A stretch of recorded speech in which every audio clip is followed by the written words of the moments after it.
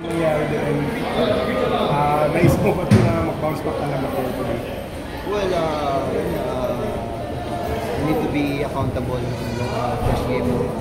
But there's no excuse. 11, C5. Okay, sige. Wala excuse na.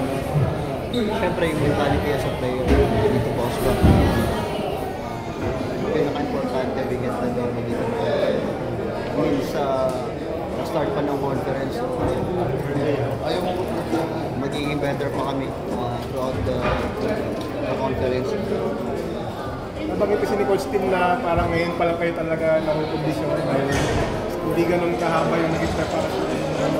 Kaya na kayo.